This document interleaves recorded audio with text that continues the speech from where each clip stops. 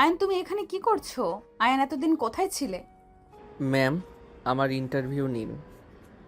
ব্যক্তিগত কথা না বললে খুশি হইতাম। আমি এখানে ইন্টারভিউ দিতে এসেছি। পার্সোনাল ব্যাপারের কোনো কিছু জিজ্ঞেস করবেন না। সরি মিস্টার আয়ান সাহেব, তা আপনি এই চাকরি কেন নিতে চাচ্ছেন? অন্যের ঘাড়ে বসে আর কতদিন খাবো? এইবার নিজের কিছু করা উচিত, তাই চাকরিটা করতে চাই। পড়াশোনার খরচ চালানো, নিজেরও খরচ আছে। নদী আয়ানকে আর কিছু প্রশ্ন করতে লাগলো। আয়ান সব প্রশ্নের উত্তর দিতে লাগলো। নদী ইন্টারভিউ নেওয়া শেষ করে বলে, আসতে পারেন, পরে জানিয়ে দেওয়া হবে। ধন্যবাদ ম্যাম। আয়ন উঠে চলে যেতে লাগলো। নদী আয়নের দিকে অসহায় চোখে তাকিয়ে থাকতে লাগলো। ম্যানেজার আরেকজনকে পাঠালে নদী নিজের ভাবনার জগৎ থেকে বের হয়ে ইন্টারভিউ নিতে লাগলো। এক এক করে সবার ইন্টারভিউ নিতে লাগলো। নেওয়া শেষ হলে নদী ক্লান্ত হয়ে বারান্দায় চলে গেল। বাইরের দিকে তাকিয়ে ভাবতে লাগলো। আয়ান আমার উপর এখনো রেগে আছে। রাগ করার কথা, আমি ওর সাথে অনেক অন্যায় করছি। আয়ানকে চাকরিটা দেওয়া উচিত। নদী কথাগুলো ভাবতে লাগলো। 7 দিন পর আয়নের ফোনে SMS আসলে আয়ন মুচকি হাসি দিয়ে বলে, আলহামদুলিল্লাহ, অবশেষে চাকরিটা পেয়ে গেলাম। যাই হোক, রাগ করে চাকরি ছেড়ে দেওয়া যাবে না। টাকার দরকার আছে, সামনে ফর্ম ফিল আপ করা লাগবে, অনেক টাকার ব্যাপার। আয়ন কথাগুলো বলতে লাগলো। 2 দিন পর আয়ন রেডি হয়ে অফিসে চলে গেল। আয়ন নদীর কেবিনের সামনে গিয়ে বলল, ম্যাম, আসবো? জি আসেন, ওয়েলকাম আপনাকে। ধন্যবাদ ম্যাম। ম্যানেজারের সাথে দেখা করেন, উনি আপনাকে সব কাজ বুঝিয়ে দেবে। Okay ma'am. আয়ন কেবিন থেকে বের হয়ে গেল। ম্যানেজার রুমের সামনে পড়ল। ম্যাম, আসবো? হ্যাঁ আয়ান সাহেব আসেন। আয়ন ভিতরে চলে গেল। রাইসা বসতে বলল। আয়ন বসলো। আয়ন বলে উঠল, আমার কাজটা বুঝিয়ে দিতে বলছে ম্যাম। একটু অপেক্ষা করো। আয়ন বসে থেকে অপেক্ষা করতে লাগলো। 10 মিনিট পর বারান্দা থেকে এসে আয়নকে বুঝিয়ে সবকিছু বলতে লাগলো। আয়ন বলে উঠল, ওকে ম্যাম, ধন্যবাদ। সাবধান, ম্যাম কিন্তু অনেক রাগী। কাজ ঠিকভাবে করো। ঠিক আছে ম্যাম। আয়ন রাইসার কেবিন থেকে বের হয়ে নদীর কেবিনের দরজা খুলে অনুমতি নিবে। আয়নের বুকের ভিতর ঢুক করে উঠল। নদী তাড়াতাড়ি করে ওর বয়ফ্রেন্ড রনিকে সরিয়ে দিল। আয়ান বলে ওঠে, সরি ম্যাম। ও হট করে দরজা খোলার সাহস কে দিয়েছে তোমাকে? নক করে দরজা খুলতে হয়ে পারো না? সরি, বুঝতে পারি নাই। মুডটাই নষ্ট করে দিলে। রনি চুপ করবে? আয়ান, ভেতরে আসেন। ম্যাম, আপনারা থাকেন, ফ্রি হইলে আমাকে ডাক দিয়েন। সমস্যা নাই, আপনি আসেন। আয়ন ভিতরে গেল। নদী আয়নকে বলল। ফাইলগুলো গুছিয়ে রেডি করে দাও। আয়ন ফাইলগুলো নিয়ে সোফায় বসলো। টেবিলের উপর রেখে এক এক করে দেখতে লাগলো। আয়নের চোখের কোণায় এক ফোঁটা পানি গড়িয়ে পড়ল। আয়ন সাথে সাথে তা মুছে ফেল। নদী আয়নের চোখে পানি দেখে নিজের অজান্তেই বুকের ভিতর ধক করে উঠল। রনি বলে ওঠে, এই ছেলে, বাইরে গিয়ে ফাইলগুলো দেখো। বাহিরের কোথায় বসে কাজ করব? আমি আপনাদের দিকে তাকাচ্ছি না, আমি নিচের দিকে তাকিয়ে আছি। কাজ বাদে অন্যদিকে তাকানোর সময় আমার নাই। এত বড় সাহস, বেয়াদবের মতো কথা বলছোস। মাফ করবেন। আয়ন নিচের দিকে তাকিয়ে থেকে কাজ করতে লাগলো। আয়নের চোখের কোণায় পানি টলমলো করতে লাগলো। রনি নদীর কোমর ধরে টেবিলের উপর বসিয়ে দিল। নদীর মুখে হাত দিয়ে বলে, তোমার গালগুলো ইচ্ছে করছে একদম খেয়ে ফেলে। তুমি এত সুন্দর কেন? তোমাকে যত দেখি ততই যেন প্রেমে পড়ে যাই। আয়ান রাগের সামনে থাকার গ্লাসটা পানি খেয়ে চেপে ধরল। রনি নদীকে কিস করতে যাবে, সাথে সাথেই আয়ান হাতের চাপে গ্লাস ভেঙে যাওয়ার শব্দ পেয়ে নদী চমকে উঠল। পিছনে তাকাতেই আয়নের হাত রক্ত দেখে আয়ন হাত সাথে সাথে মুছতে লাগলো। নদী রনিকে সরিয়ে দিয়ে টেবিলের উপর থেকে নেমে আয়নের হাত ধরতে যাবে। আয়ন সাথে সাথেই বলে ওঠে, সরি ম্যাম, গ্লাসটা ভেঙে ফেলার জন্য। আপনার পেমেন্ট থেকে গ্লাসের দাম রেখে দিয়েন, আমি হাত ধুয়ে আসছি। হাত দাও বলছি। হাতের ভেতরে কাজ ঢুকে গেছে, বারবার সার দিয়ে মুছো। কাচের টুকরোর সাথে তো আরো ক্ষত যাচ্ছে। নদীর কথা শুনে আয়ন চোখের পানি গড়িয়ে পড়তে লাগলো আর হাসতে লাগলো। হা হা। ম্যাম, হাতের ক্ষত থেকে বুকের ভিতরে ক্ষতটা তীব্র ব্যথা, সেইটা সহ্য করতে পারলে এটা তো কিছুই না ম্যাম। ম্যাম, আপনার ওয়াশরুমে গেলাম। কথাটা বলে ওয়াশরুমের দিকে চলে গেল। নদী চুপ করে আয়নের চলে যাওয়ার দিকে তাকিয়ে দেখতে লাগলো। রনি বিরক্ত হয়ে বলে, এই ছেলেকে তোমার চয়েস করা লাগলো? মেয়ে কোনো এমপ্লয়ও নিতে পারো নাই? আর ছেলেটাই কি পাগল নাকি? হাত দিয়ে চাপ দিয়ে গ্লাস ভাঙলো। আমার তো মনে হয় ওর মাথা সমস্যা আছে। কাজ করতে দিয়ে সেখানে এইসব করছে, আবার বলে মনের খাত। পাগল ছাগল কোথাকার। জাস্ট শাট আপ রনি, এখান থেকে যাও, ভালো লাগছে না, কাজ করতে দাও। মানে কি? তুমি আমার উপর রাগ করে দেখাচ্ছ? আরে তুমি নিজেই বলছো আজকে তুমি আমাকে কিস করতে দিবে, আমার বার্থডের জন্য যা চাইবো তাই দিবে, তাহলে এখন এইসব কি? বলছি এখন ভালো লাগছে না, যাও কাজ করতে দাও, অনেক কাজ আছে। আর দেখো, বিয়ের আগে এসব করা আমার পক্ষে সম্ভব না, আমার এসব ভালো লাগছে না। নদী, রাগ কিন্তু হচ্ছে। প্লিজ রনি যাও, কাজ আছে, বুঝতে পারছো না কেন? রাতে তোমার জন্মদিনের পার্টি, সেখানে যেতে তো তাড়াতাড়ি করতে হবে। ওকে, ছেড়ে দিলাম। রনি কথাটা বলে বের হয়ে গেল আর মনে মনে ভাবতে লাগলো, শালি এতদিন রিলেশনে একটু কাছে আসতে দেয় না। কত মেয়ে আমার জন্য পাগল, আর এই শালির ভাব কত। পার্টিতে একবার আয়, তোর দেমাগ ভেঙে দেব। অনেক সহ্য করেছি, আর না। রনি কথাগুলো বলে চলে গেল। রনি আয়ন ওয়াশরুম থেকে ফ্রেশ হয়ে বের হলো। আয়ন কাগজের দিকে তাকিয়ে দেখে কাগজের কানিতে রক্ত লাগছে। আয়ন তো বলতে লাগলো, সরি ম্যাম, প্রথম দিনে গন্ডগোল করে দিলাম। আমি এইটা অন্য কাগজে ফিল আপ করে দেই। নদী কিছু না বলে ফার্স্ট এইড বক্স বের করে নিয়ে এসে আয়নের কাছে গিয়ে বসলে আয়ন সাথে সাথেই উঠে বলে, ম্যাম কি করছেন? আমার সাথে বসছেন? বসো। দুঃখিত ম্যাম, আপনার সাথে বসার যোগ্যতা আমার নাই। নদী টান দিয়ে বসিয়ে দিল। আয়ন নদীকে বলতে লাগলো, ম্যাম, আমি সামান্য আপনার সাহায্যকারী, আমার সাথে এমন ব্যবহার আপনার মানাচ্ছে না। কোনটা মানাবে আর কোনটা মানাবে না সেটা আমি বুঝে নেব। ম্যাম, আপনি আমার বস, আপনি আপনার মতো থাকেন, আমার ব্যক্তিগত ব্যাপারে নাক গলাবেন না। চুপ, একদম চুপ, মেজাজ গরম করবে না, হাত দাও। নদী আয়নের হাত টান দিয়ে নিজের কাছে নিয়ে আসতেই আয়নের বুকে এসে লাগলে। নদী ব্যথা পেলে আয়ন বলে উঠল।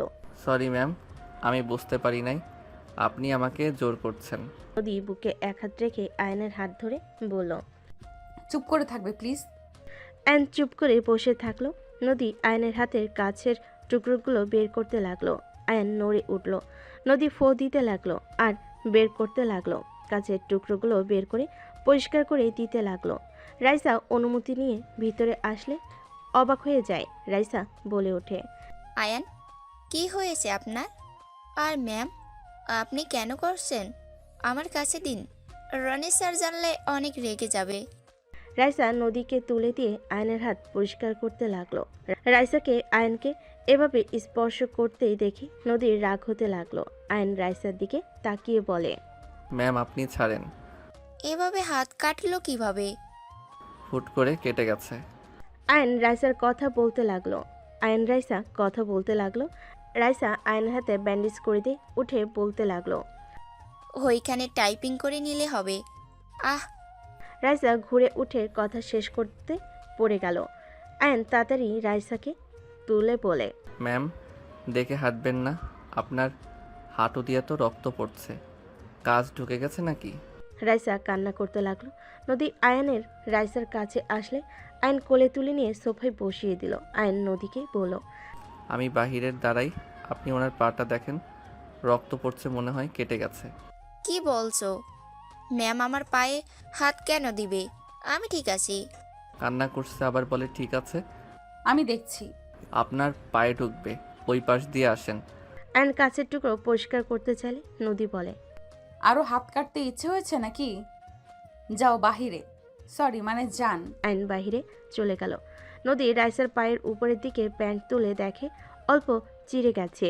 নদীকে বাধা দিলে রাইসার কোনো কথা না শুনে ব্যান্ডেজ করে দিল। নদী পিয়নকে জানিয়ে দিল। পিয়ন এসে কাজগুলো পরিষ্কার করে চলে গেল। আয়ন কেবিনের ভিতরে গিয়ে কাগজটা নিয়ে আরেকটা কাগজ বানাতে লাগলো। রাইসা আয়নের পাশে দাঁড়িয়ে দেখিয়ে দিতে লাগলো। আয়নের হাতের উপর হাত দিয়ে টাইপিং করতে লাগলো। নদী হাত মুঠো করে ফেলল।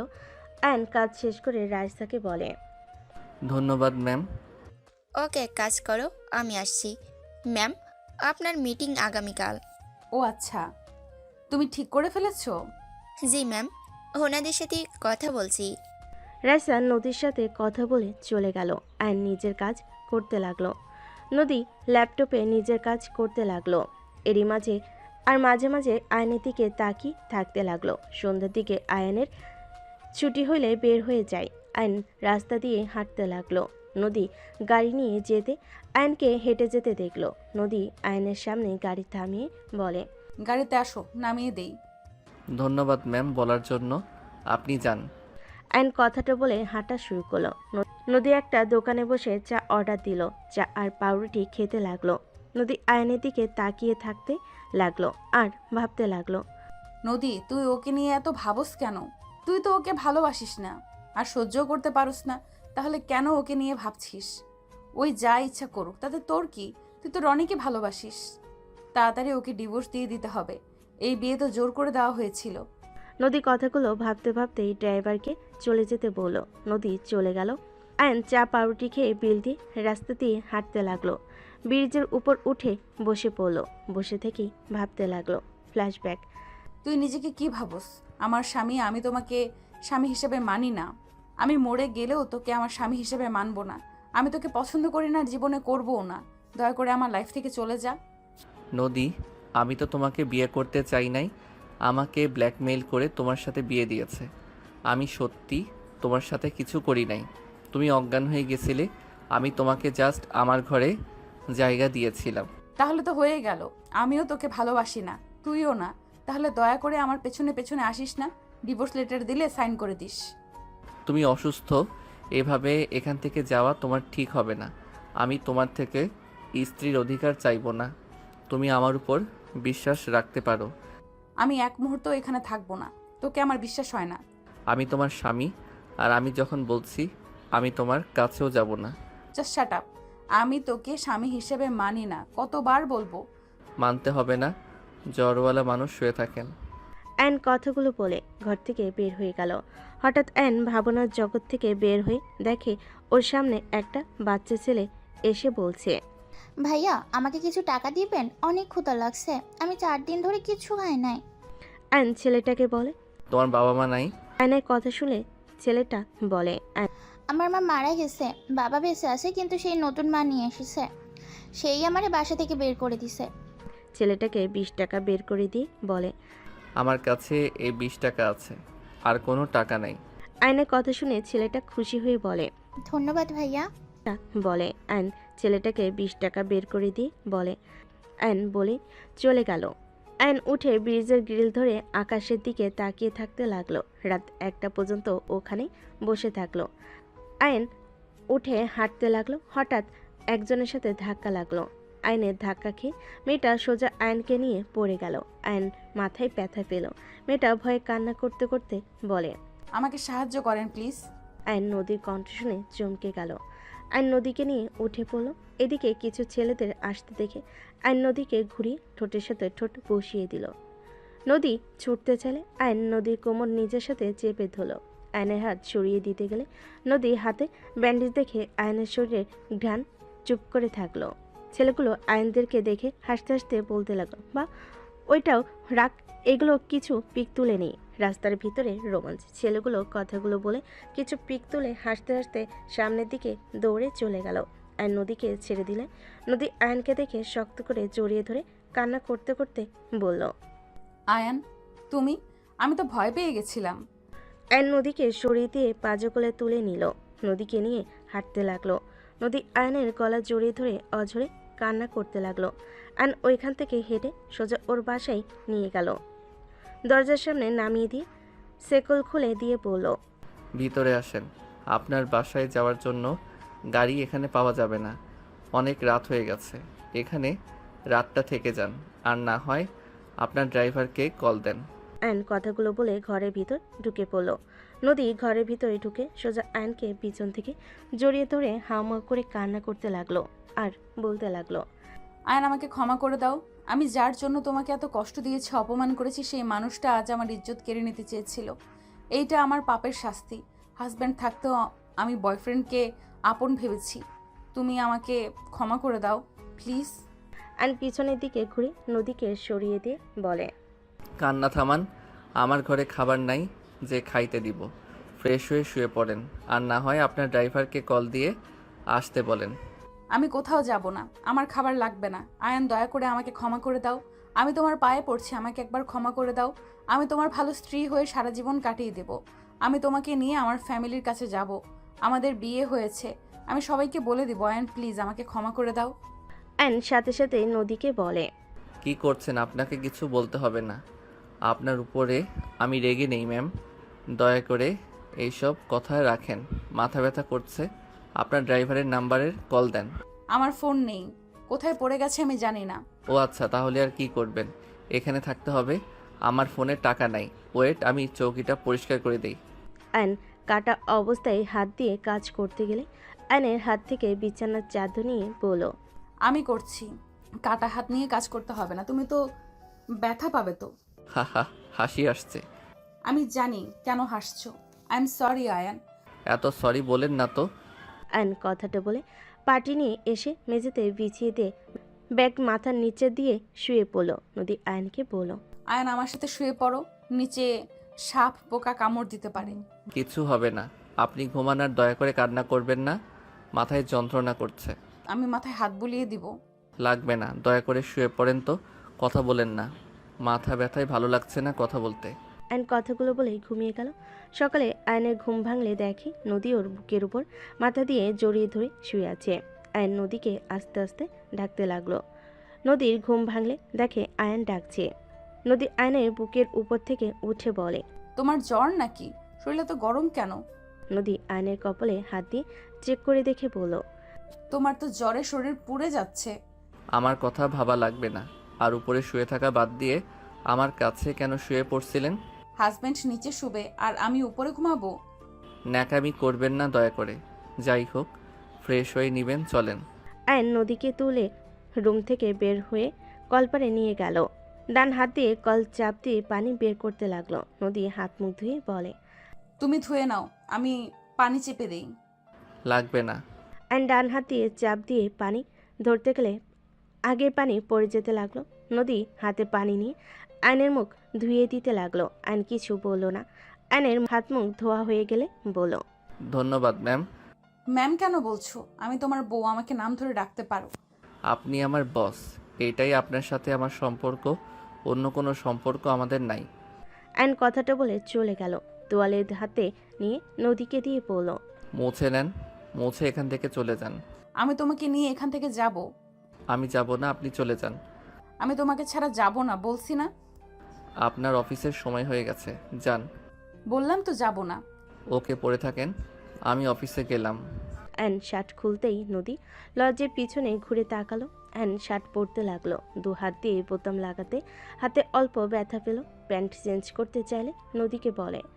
ওই দিকে ঘুরে তাকিয়ে থাকেন, পিছনে তাকাইয়েন না। ঠিক আছে।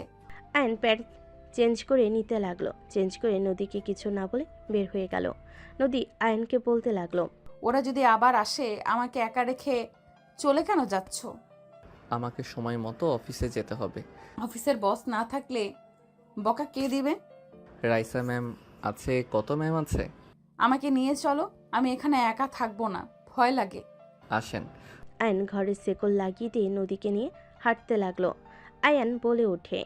কষ্ট করে হেঁটে যেতে হবে। আমার কাছে 1 টাকাও নাই যে গাড়ি ভাড়া করব। তোমার কাছে টাকা নাই আমাকে একবারও বলো নাই কেন? আপনি কে যে আপনাকে বলতে হবে? তাই বলে না খেয়ে থাকবে নাকি? আর এতদিন কোথায় ছিলে? আপনাকে কোনো কিছু বলতে আগ্রহী না আমি। আয়নের পাশ দিয়ে ওর ফ্রেন্ড গেল। আয়ন বলে ওঠে। রাকিব। অফিসে যাস নাকি? এই শোন, 50 টাকা হবে? আছে। দে, আমি বেতন পাইলে দিয়ে দিব। আমি তোকে বলেছি এখন দিতে। না মানে, টাকা চাইতে শরম লাগে। ফালতু, আমার সামনে ন্যাকামি করবি না। আমি তোর ফ্রেন্ডই নই। আয়ন রাকিবের হাত থেকে টাকা নিয়ে বলল। ধন্যবাদ দোস্ত, এই দিন এইটা দিয়ে বাসায় চলে যান। লাগবে না। নিতে বলছি, নেন। কইলাম তো যাব না, তোমার সাথে হেঁটে যাব। আমার এত ন্যাকামি ভালো লাগছে না। এই নেন, যান চলে। কে রে এটা? কেউ না, তুই যা, আমি যাচ্ছি। আয়ন নদীর হাতে টাকাটা দিয়ে হাঁটা শুরু করে দিল। নদী ওর পিছনে যেতে নিবে, তখন আর সামনে দিয়ে গাড়ি থামলে। নদী চলে গেল। আয়ন অফিসে চলে গেল। অফিসে গিয়ে নদী কেবিনে গিয়ে বসে থাকতে লাগলো। কেবিনটা গোছাতে লাগলো। গোছানো শেষ করে সোফায় বসে থাকতে লাগলো। নদী 10টার দিকে অফিসে আসলে আয়ান উঠে সালাম দিল। নদী আয়ানকে বলল, এগুলো খেয়ে নাও। ম্যাম, আপনি বস হয়ে নাটক করবেন না তো? যা বলছি তাই করো। এত ন্যাকামি করলে আমি আপনার অফিসের জব ছেড়ে দিব। না খেয়ে থাকবে নাকি? গতকাল সন্ধ্যায় চা একটা রুটি খাইছো। দেখো তাড়াতাড়ি খেয়ে নাও, মাথা ঘুরে পড়ে যাবে না খেয়ে থাকলে। এত ভাবা লাগবে না। নদী আয়নের কাছে আসলে আয়ন চলে যেতে নিলে আয়নের হাত ধরে টান মেরে বসিয়ে দিয়ে আয়নের কোলে বসে আয়ন ভেবাচাকা খেয়ে গেল। নদী খাবার হাতে নিয়ে আয়নের মুখের দিকে এগিয়ে দিলে আয়ন মুখ ঘুরিয়ে নিলে নদী আয়নের গালে কিস করে বলে, আমার পিচ্চি বরটা একটু দেখি, এই দিকে ঘুরো না বাবু। ওই যান, দেখি একটু। নদীর মুখে বাবু জান ডাক শুনে রাগে সরিয়ে দিয়ে বলে, একদম আমাকে বাবুজান বলবেন না। আপনার বয়ফ্রেন্ডকে গিয়ে বলেন আমি কারো কিছু হই না। আয়ন রেগে অফিস থেকে বের হয়ে যাবে। তখনই রাইসা ভেতরে ঢুকতেই আয়নের সাথে ধাক্কা লেগে পড়ে যাবে। আয়ন সাথে সাথে রাইসাকে হিরোদের মতো ধরে ফেল। দুজন একে অপরের চোখের দিকে তাকিয়ে আছে। নদীর রাগ হতে লাগলো। রাইসা, রাইসা সাথে সাথে ভাবনার জগৎ থেকে বের হইলে আয়ন রাইসাকে ছেড়ে দিল। রাইসা আয়নকে বলল, আয়ান কোথাও যাও, এইদিকে আসো। আয়ন রাইসার সাথে গেল। রাইসা বলে ওঠে, ম্যাম, আপনি 11টার দিকে চলে আসেন। আমি আয়ান ওইখানে মিটিংয়ের জন্য রেডি করতে গেলাম। আপনি যান, আয়ান আমার সাথে যাবে। ঠিক আছে, তাহলে আয়ান সব কিছু রেডি করে ম্যামের সাথে চলে আসো। রাইসা চলে গেল। নদী আয়নের হাত ধরে চেয়ারে বসিয়ে দিয়ে বলল, আমি ভুল করছি, এই জন্য এই না যে আমি আমার বয়ফ্রেন্ডকে বাবু জান বলছি।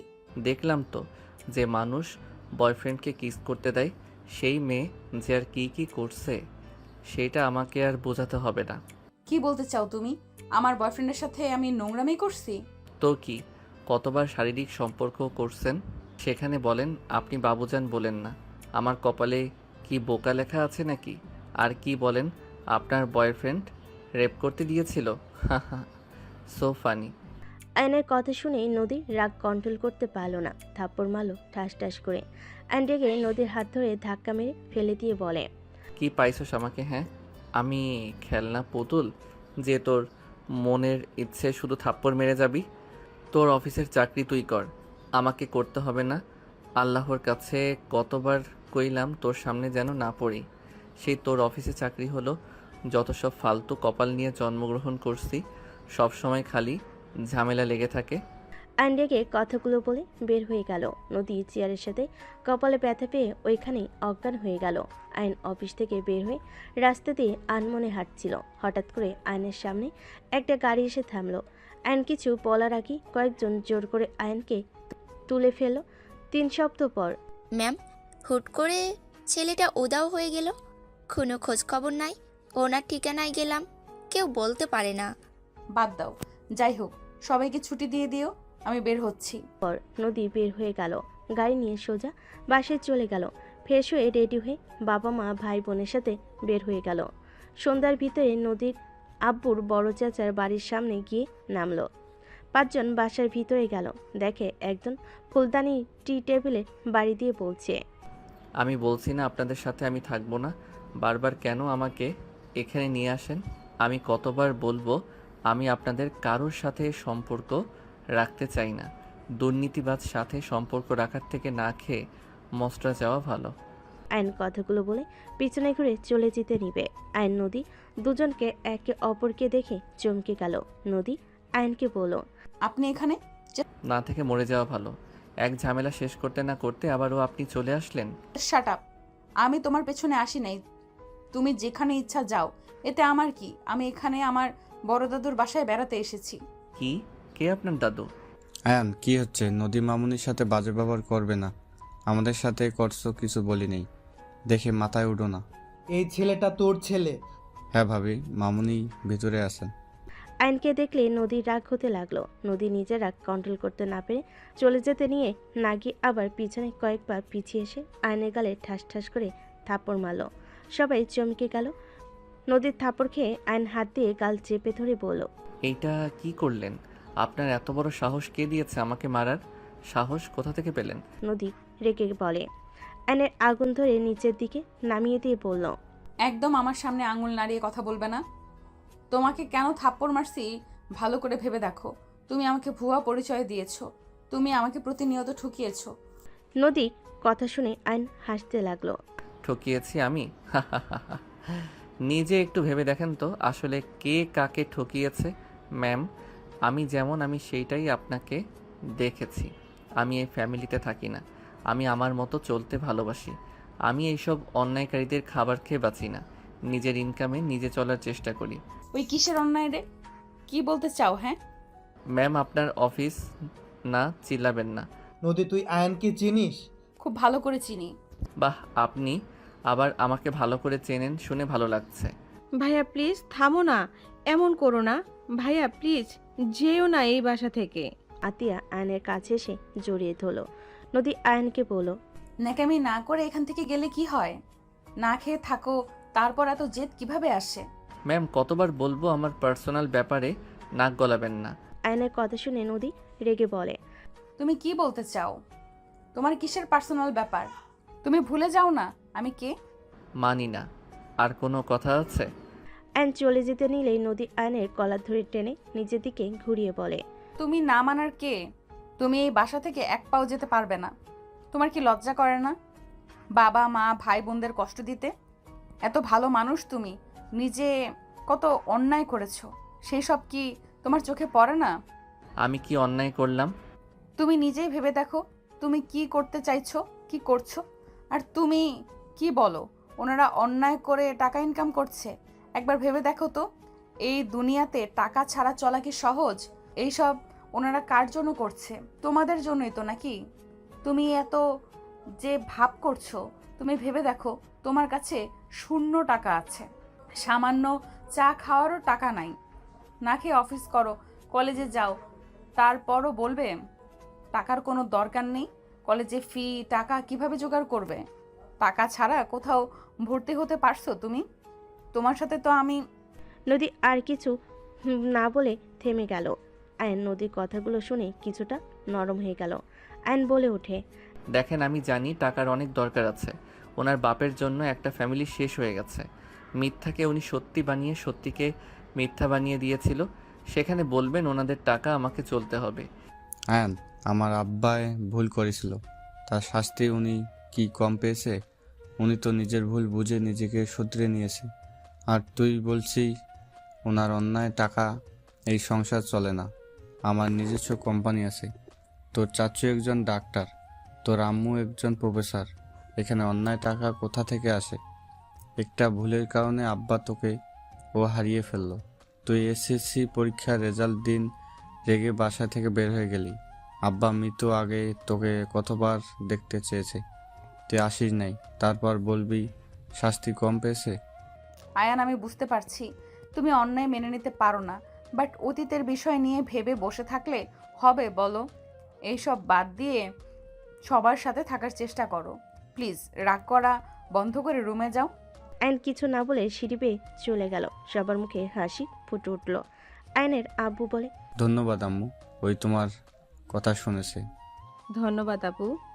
আতিয়া নদীকে জড়িয়ে ধরল। নদী আতিয়াকে জড়িয়ে ধরল। নদী এক এক করে সবার সাথে পরিচয় হতে লাগলো। আয়ন রুমে গিয়ে খাটের উপর বসে থেকে ভাবতে লাগলো, এইটা আবার কোথা থেকে কাজিন হতে আসলো? যত সব সময় খালি আমাকে আঘাত করার জন্য মানুষ চলে আসবেই। যাকে দেখবো না সেই আবার এসে হাজির হইল। আয়ন কথাগুলো ভাবতে লাগলো। আয়ন সিগারেটের প্যাকেট বের করে লাইটার দিয়ে আগুন ধরাতে যাবে, সাথে সাথে আতিয়া রুমে আসলে আয়ন সিগারেট লুকিয়ে ফেলো। আয়নকে দেখে আতিয়া বলে, ভাইয়া তোমাকে খাওয়া দেই? সরি বনু। সরি কেন বলছো ভাইয়া? প্লিজ ভাইয়া, তুমি আমাদের ছেড়ে যেও না। দেখো তোমার শরীরের অবস্থা কি হয়েছে, একদম শুকিয়ে গেছো। ওকে যাব না। সত্যি? হ্যাঁ সত্যি। আতিয়া আয়নকে খাওয়াই দিতে লাগলো। আয়ন আতিয়ার হাতে খেতে লাগলো। বুনু, আর খাবো না। ঠিক আছে, আর এক লোকমা নাও। আয়ন আতিয়ার দিকে তাকিয়ে বলল। আতিয়া খাওয়াই দিয়ে চলে গেল। আয়ন খাটে শুয়ে থেকে টিভি দেখতে লাগলো। সন্ধ্যার দিকে আয়ন রুম থেকে বের হইল, নিচে গেল, দেখে সবাই বসে আছে। হঠাৎ করে কলিং বেল বেজে উঠলে কাজের মহিলাটা দরজা খুলে দিল। আয়নর আব্বুকে কিছু বলবে তার আগে একজন বলে ওঠে। জান, তুমি কবে এসেছো? আর তুমি এসেছো আন্টি তো আমাকে একবারও বলে না। কি বলবো, উনি সকালে এসেছে, নানা বাড়িতে ছিল। তুলি আয়নের কাছে এসে ধাক্কা দিয়ে নদীর পাশে বসিয়ে দিয়ে গলায় হাত দিয়ে আস্তে চেপে ধরে বলে, মেরে ফেলবো। নানা বাড়িতে থেকে আমার কথা মনে পড়ে না তাই না? বাবা মায়ের সাথে ঝামেলা হয়েছে। আমার সাথে কি হয়েছে? হ্যাঁ, আমার সাথে কেন রাগ দেখাও? তুলি ছাড়ো তো, আমি তোমার উপরে কবে রাগ দেখলাম? আরে শোনো, এখানে বসো, গলা ছাড়ো। আয়নর পাশে বসিয়ে দিয়ে হাত ধরে বলল, শোনো, বড় মামা একটু অসুস্থ ছিল, ওনাকে একটু দেখাশোনা করছি। হসপিটালে নেওয়া, মেডিসিন কেনা, সব কাজ আমাকে একা করতে হয়েছে। আর মুড ভালো ছিল না, রাগ করো না তো। তাই বলে একবার আমাকে বলবে না? আমি গিয়ে তোমাকে সাহায্য করতাম। ওরে পিচ্ছি, করবে আমাকে সাহায্য? হাসবে না বলে দিলাম। ছাড়ো, ফ্রেশ হয়ে আসি। আর ছাদে যাও। আমি একটু বের হব। কোথায় যাবে? আমিও যাব। পশ্চিম পাড়া যাব। ও, রূপা আপুদের বাসায় যাবে? হুম। ওনার সাথে দেখা হয়েছিল, উনি তোমার কথা জিজ্ঞেস করছিল। ও আচ্ছা, যাবে নাকি আমি একা যাব? আমিও যাব। আঙ্কেল আন্টি আব্বু আম্মু আসলে বলবেন আমি আয়নের সাথে চলে গেছি। ঠিক আছে। আয়ন তুলি বের হয়ে গেল। নদী বলে ওঠে, আন্টি, এই মেয়েকে? আমার ছোট ননদের মেয়ে। আয়নের হবু বউ তাহলে এই মেয়ে? মাশাল্লাহ, দুজনকে অনেক সুন্দর মানিয়েছে। দোয়া করেন ওদের জন্য। মানে ওই মেয়েটা আয়নের হবু বউ? হ্যাঁ। কথাটা শুনে নদী চুপ হয়ে গেল। এদিকে আয়ন তুলি দুজন সাথীদের বাসে গিয়ে সবার সাথে সময় কাটিয়ে রাত 8টায় বাসে আসলো। দুজন হাসাহাসি করে বাসার ভিতরে ঢুকলো। নদী আয়ন তুলির দিকে তাকিয়ে থেকে দেখতে লাগলো। আয়ন তুলির আব্বু আম্মুকে সালাম দিয়ে বলল, শ্বশুর শাশুড়ি ব্যাপার কি? আপনাদের কি আমার বউ ঠিক মতো খেয়াল রাখে না নাকি যে শুকিয়ে গেছেন? আয়নের কথা শুনে সবাই হাসতে লাগলো। তুলির আম্মু কিছু বলার আগেই তুলি কোমরে হাত দিয়ে বলে, বাজে কথা বলবে না। আমার কথা কি তোমার শ্বশুর শাশুড়ি শুনে নাই কি? ঠিক মতো খায় না। বড় আপু কত বকা দেয়, তাও দুইজন শুনে না। কিছু বললে বলবে খেতে ইচ্ছে করছে না, তোর দুই বোন খেয়ে নে, চা বানিয়ে দিয়ে যাস। আহারে, বউটাকে শুধু শুধু ভুল বুঝলাম। আয়ন মাথায় আদর দিয়ে সাথে সাথে চুল টেনে দিলে তুলি আয়নের দিকে রাগি লুক নিয়ে তাকাতেই আয়ন অন্যদিকে তাকিয়ে বলে, আমাকে মনে হয় কেউ ডাকছে। কেউ ডাকছে নাকি? কি করছে? ওয়েট। তুলি মারতে যাবে, সাথে সাথে আয়ন দৌড়ে শীতে উঠে মুখ ভেঙচি দিলে সবাই হাসতে লাগলো। নদীর আব্বু বলতে লাগলো, এই দুজন তো দেখি ভাই আর ভাবির মতো ঝগড়া করা শুরু করছে। ঠিক বলেছেন, আর ওনারা এখনো এই কাজগুলো করে। সবাই কথা বলতে লাগলো আর নদী বিরক্ত হয়ে উঠে চলে গেল। আয়ন রুমে গিয়ে ফ্রেশ হয়ে ছাদে চলে গেল। ছাদে গিয়ে দোলনায় বসে থেকে আকাশের দিকে তাকিয়ে থাকতে লাগলো। হঠাৎ করে কেউ একজন বলে উঠল, কি ব্যাপার মিস্টার আয়ন চৌধুরী? হবু স্ত্রীকে রেখে এখানে কি করেন? নদীর কণ্ঠ শুনে আয়ন পিছনের দিকে ঘুরে তাকিয়ে বলল, কি বলতে চান? কি বলবো, যা শুনছেন সেটাই বললাম। ওই আমার কাজিন হবু বউ না? আয়নের কথা শুনে নদী হাসতে লাগলো আর বলতে লাগলো, আয়ন চৌধুরী মিথ্যা কম বলেন। আপনাদের বিয়ে ঠিক করা হয়েছে আর আপনি এমন ভাব করছেন মনে হয় কিছুই জানেন না। আমি বিবাহিত, আমি আবার অন্য কাউকে কেন বিয়ে করব? আপনি বিবাহিত, ডিভোর্স দিয়ে দেন। আর ওই মেয়েটা তো অনেক ভালো, বিয়ে করেন, সুখে থাকবেন। আমি তো নোংরা মেয়ে, ডিভোর্স লেটার পাঠিয়ে দিয়েন। নদীর কথাগুলো বলতেই চোখের কোণায় পানি চলে আসলে সাথে সাথে মুছে ফেল আর নদীকে বলল, আপনি নোংরা হন বা যাই হন, আপনি আমার স্ত্রী আছেন, আমার স্ত্রী থাকবেন। হাসালেন, আমি আপনার যোগ্য না। আপনি তুলিকে বিয়ে করে নেন আর যত তাড়াতাড়ি পারেন ডিভোর্স লেটার পাঠিয়ে দেব। আপনি যদি পাঠান তাহলে তো আরো ভালো হয়। কি বলতে চান? আমাকে ডিভোর্স দিয়ে আপনি খুশি হবেন নাকি? অবশ্যই, আমি তো জানি আমি কেমন। তাও হুদাই আমার লাইফটা নষ্ট করার কোনো মানে হয় না। এখান থেকে যান, আপনার কোনো কথা শোনার ইচ্ছা আমার নাই। অ্যান্ড কথাটা বলে ঘুরে আকাশের দিকে তাকিয়ে থাকতে লাগলো। নদী চোখের পানি মুছতে মুছতে চলে গেল। আয়ন কিছুক্ষণ থাকলে খাবার খাওয়ার জন্য ডাক দিলে আয়ন নিচে চলে গেল। সবার সাথে বসে খাবার খেতে লাগলো। হঠাৎ করে আয়নের আম্মু বলে, নদীমা, আমার ছেলে রাফিকে তোমার কেমন লাগে? মানে? মানে ওর কেমন লাগে তোমার? ওই ভালো নাকি খারাপ? জি, অনেক ভালো রাফি ভাইয়া। তোমার কি পছন্দ হয় নাকি আরও কিছুদিন রাফির সাথে মিশে দেখবে? সরি আন্টি, আমি ঠিক আপনার কথা বুঝতে পারছি না। আসলে নদী, তুই রেগে যাবি, তাই আমি চুপ ছিলাম।